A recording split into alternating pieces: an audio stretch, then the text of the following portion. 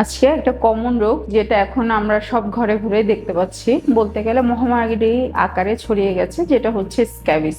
যদি আমরা দেখি যে কোনো মানুষের আঙ্গুলের ফাঁকে, তারপর হচ্ছে বিভিন্ন ভাঁজ জায়গাগুলোতে, যেমন কনুইয়ের ভাঁজে অথবা নাভিতে, এই জায়গাগুলোতে ছোট বিচির মতো অথবা গুটি আকারে অথবা হচ্ছে পুঁজ সহ এরকম কিছু উঠে এবং খুব বেশি চুলকানি শুরু হয়, তাইলে আমরা নর্মালি এটাকে স্ক্যাবিস হিসাবে ধরে নিতে পারি। এবং আমরা দেখা যাচ্ছে এখন অনেক পেশেন্ট আসছেন আমাদের কাছে পুরো ফ্যামিলিতে, অথবা উনারা যাদের বাসায় যাচ্ছেন অথবা ওদের বাসা থেকে তাদের কাছে আসছে, এরকম সবারই হচ্ছে স্ক্যাবিস রোগটা ছড়িয়ে গেছে। এবং দেখা যাচ্ছে আমরা ওষুধ দিচ্ছি, অবশ্যই পেশেন্টরা দেখা যাচ্ছে 2 মাস 3 মাস ট্রিটমেন্ট নিচ্ছেন কিন্তু কোনোভাবেই ভালো হচ্ছেন না। এবং যখনই আমরা ধরেন কোনো একটা ওষুধ লিখতে যাচ্ছি, পেশেন্ট বলছে এটা তো আমি দিয়ে এসছি, এবং পেশেন্টের ওই ইয়েটাই চলে এসছে এই ওষুধটাতে আমি ভালো হব না, কোনোভাবেই ভালো হবে না, অথবা এটাই কেন দিচ্ছেন। অনেক সময় দেখা যাচ্ছে পেশেন্টরাও আমাদের উপর বিরক্ত হয়ে যাচ্ছেন। আসলে হচ্ছে কি, দেখা যাচ্ছে আমি আমার নিজের একটা অভিজ্ঞতা বলে, দেখা যাচ্ছে পেশেন্টকে আমি বলে দিয়েছি এই ওষুধটা এই পরিমাণে লাগাবেন,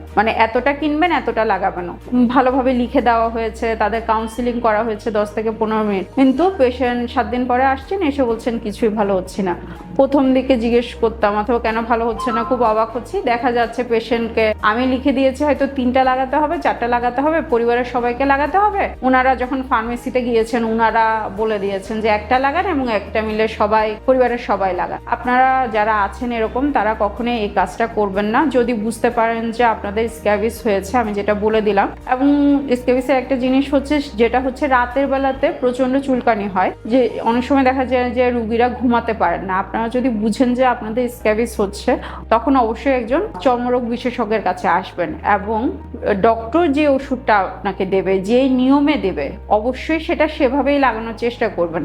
আপনারা পরিচিত কারো কাছ থেকে শুনে, অথবা আমি একটা প্রেসক্রিপশন করে দিয়েছি, আপনি যাচ্ছেন আরেকজনের কাছে জিজ্ঞেস করতে যে একটু ওষুধ লাগাবো কিনা। ডক্টর আপনাকে বুঝে শুনেই কিন্তু ওষুধটা দিয়েছেন, কিন্তু আপনারা যেহেতু ওষুধটা লাগাচ্ছেন না, তখন দেখা যাচ্ছে রোগটা আরো বেশি করে ছড়িয়ে পড়ছে। অনেক সময় দেখা যায় যে পেশেন্টরা কিছু স্টেরয়েড জাতীয় ক্রিম ব্যবহার করছেন, যেটার কারণে প্রথম দিকে তাদের স্ক্যাবিসটা হয়তো একটু কমে আসছে, কিন্তু পরবর্তীতে এটা আরো বৃহৎ আকারে বেড়ে যাচ্ছে, যেটা আমরা কমাতে পারছি না। এবং আমরা পেশেন্টদের কিন্তু বলে দেয় যে এই কয়েকটা ওষুধ দেওয়া হয়েছে, প্রথমে এটা লাগাবেন গলা থেকে পা পর্যন্ত, তারপরে এই ওষুধটা সারা রাত থাকবে, 10 থেকে 12 ঘন্টা আপনার শরীরে, পরের দিন গোসল করবেন, 7 দিন পরে আবার লাগাবেন। এবং ওষুধটা পরিবারের সবাইকে লাগাতে হবে, এবং সবাই আলাদা আলাদা করে লাগাবেন। যে পরিমাণটা আপনাকে আপনার ডক্টর উল্লেখ করে দেবে, অবশ্যই সেটা সেই পরিমাণেই লাগাতে হবে। অনেক সময় কিন্তু সেটা করছেন না আপনারা, সেই কারণে এই রোগটা মহামারী আকারে ছড়িয়ে গেছে।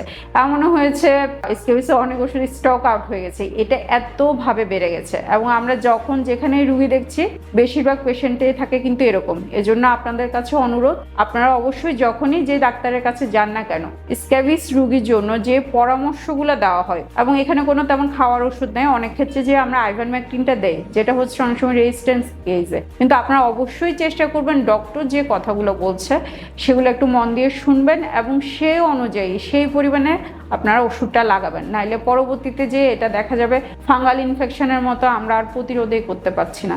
জন্য আপনাদের জন্য অনুরোধ থাকবে এটুকুই, সবাই ভালো থাকবেন। ধন্যবাদ সবাইকে।